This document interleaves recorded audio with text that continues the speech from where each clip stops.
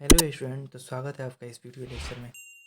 तो आज हम लोग इस वीडियो में जानेंगे प्रश्नावली 1.2 का प्रश्न संख्या 2। तो प्रश्न संख्या 2 आइए पहले हम लोग पढ़ लेते हैं, उसके बाद प्रश्न को सॉल्व करेंगे। तो प्रश्न संख्या 2 बोल रहा है कि पूर्णांकों के निम्नलिखित युग्मों को एचसीएफ और एलसीएम ज्ञात कीजिए तथा इसकी जाँच कीजिए कि दो संख्याओं का गुणनफल एचसीएफ इंटू एलसीएम होता है। सबसे पहले हम लोग को क्या करना है, जो संख्याएं नीचे दी गई हैं इनका एचसीएफ ज्ञात करना है, उसके बाद एलसीएम ज्ञात करना है और एचसीएफ एलसीएम ज्ञात करने के बाद इन संख्याओं का उसके बाद इनका जांच करना है कि एचसीएफ गुणे एलसीएम जो है वो इन दोनों संख्याओं की गुणनफल के योग के बराबर है या नहीं। तो आइए हम लोग पहला प्रश्न को चालू करते हैं। तो हम यहाँ पर सबसे पहले लिखेंगे चूँकि 26 बराबर 26 का अगर हम गुणनफल निकालते हैं तो 26 का जब गुणनफल निकालेंगे तो गुणनफल कैसे निकाला जाता है, तो आइए देखते हैं। तो सबसे पहले गुणनफल निकालने के लिए इनको ऐसे लिख लिया जाता है और लिखने के बाद इसको कटाया जाता है। तो सबसे पहले हम इसको 2 से कटाएंगे। तो 2 से जब कटाएंगे तो ये कितने बार में कट जाएगा, तो ये हम लोग का जो है 13 बार में कट जाएगा। अब जो है ये 13 किसी अंक से नहीं जाएगा, 13 से जाएगा तो 13 खुद से चला जाएगा, तो इसको नहीं कटाते हैं, छोड़ दिया जाता है। अब देखिए जो 91 है ये 7 से जाता है, कितना से जाता है 7 से। तो 7 से जाएगा तो 13 बार में 13 साते 91, कितने बार में 13 बार में चला जाता है। तो यहाँ पर इसका गुणनफल 26 का आया 2 गुणे 13, 91 गुणनफल आया 7 गुणे 13। अब देखिए तो हम 26 का यहाँ पर गुणनफल लिख लेंगे, क्या लिख लेंगे 2 इंटू यहाँ पर 13। उसी प्रकार यहाँ है 91, 91 का गुणनफल लिख लेंगे 7 गुणे 13। ठीक है, अब तो निकल गया ये। अब देखिए उसके बाद क्या करेंगे, उसके बाद इन दोनों संख्याओं का हम एचसीएफ निकालेंगे। क्या निकालेंगे, एचसीएफ। तो एचसीएफ हम किसका निकाल रहे हैं, तो संख्या को हम लिख देंगे यहाँ पर 26 और 91।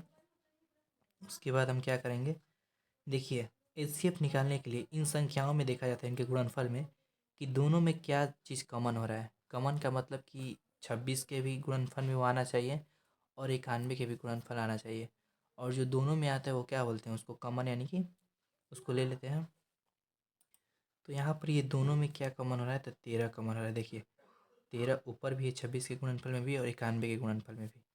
उसके बाद हम निकालेंगे एलसीएम। क्या निकालेंगे, एलसीएम। अब हम लोग देखेंगे एलसीएम निकालेंगे। तो एलसीएम किसका निकाल रहे हैं, तो 26 और 91 का, तो यहाँ पर हमने लिख लिया। अब देखिए एलसीएम में क्या किया जाता है कि जो चीज़ कॉमन आता है उसको लिखा जाता है। तो यहाँ पर 13 कॉमन हुआ तो हम 13 को क्या करेंगे, लिख लेंगे।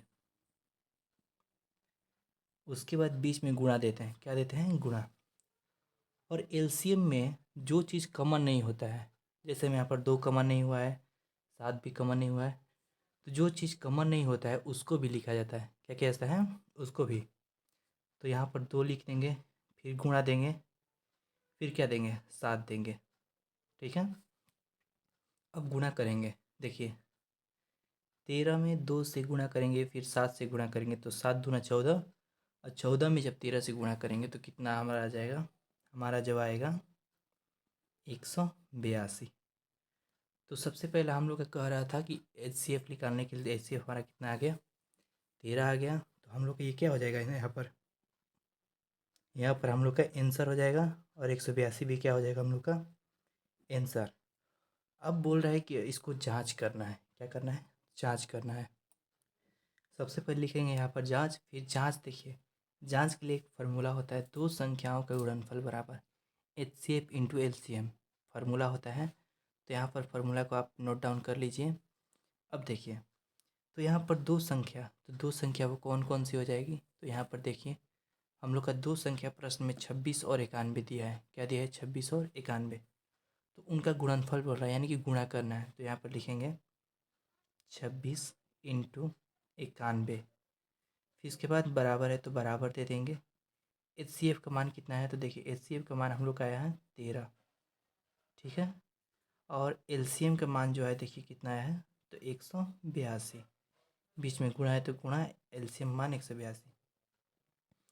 उसके बाद क्या करेंगे, इसको गुणा करेंगे। तो 26 में 91 से गुणा करते हैं, तो यहाँ हम लिख लेंगे 26 और 91, सॉरी यहाँ पर लिख लेंगे 26 और 91। तो 6 में 1 से गुणा हुआ था 1, फिर 1 में 2 से हुआ था 2, फिर 9 में 6 से हुआ तो 9 छक्का कितना होता है, 9 छक्का होता है 54। तो 54 का 4 हो जाएगा, हाथ में हासिल कितना आया, 5 आया। फिर 9 में 2 से गुणा हो तो कितना होगा, 9 में 2 से 9 दूना 18, और 18 और 5 कितना होता है, 23 होता है। तो यहाँ पर अब जोड़ देंगे तो 1 हो जाएगा, यहाँ पर 4 तो 6 हो जाएगा, यहाँ पर 23, यानी कि आपका आ गया, सॉरी यहाँ पर आपका 6 हो जाएगा, यहाँ पर एक मिस्टेक हो है, 6 हो जाएगा। तो यहाँ पर भी आपका क्या हो जाएगा, 6 हो जाएगा। तो आपका आ गया 2366। तो यहाँ पर लिख देंगे आपका हम लोग 2366। और देखिए यहाँ जो आया, यहाँ पर भी गुणा करेंगे तो वही चीज़ आएगा। आइए देखते हैं, 3 दूना 6, ठीक है, 38 का 24 का 4 हो गया, यहाँ पर हासिल कितना आया, 2 आया। 3 एकम 3 है, 3 दो कितना होता है, 5 होता है। फिर गुणा हो जाता है, यहाँ पर 1 में 2 से होगा तो 2 होगा, 1 में 8 से होगा तो 8 हो जाएगा, 1 में 1 होगा तो 1 हो जाएगा। यहाँ पर 6 आ गया, 4 दो 6, 8 5 कितना हो गया, 13 का 3 हासिल, 1 1 1 2 होता है, हासिल कितना होता है 2। तो 2366 यहाँ पर भी आया था, 2366 क्या आ गया यहाँ पर भी। तो हम यहाँ पर क्या करेंगे, लिख देंगे 2366, ठीक है। अब देखिए यहाँ पर जो हमारा LHS इधर के साइड को क्या कहा जाता है, जो बराबर की इधर साइड होता है लेफ्ट हैंड साइड, यानी कि LHS बराबर RHS, ठीक है। तो यहाँ पर जो हमारा LHS और RHS दोनों क्या आ गया, बराबर आ गया।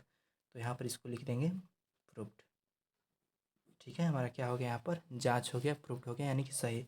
LHS का मान RHS का मान अगर आपका सही है, मतलब दोनों तरफ बराबर आता है, तो आपका सवाल क्या है, सही है। तो इस वीडियो में इतना ही, अब मिलते हैं अगले वीडियो में अगले क्वेश्चन के साथ। धन्यवाद।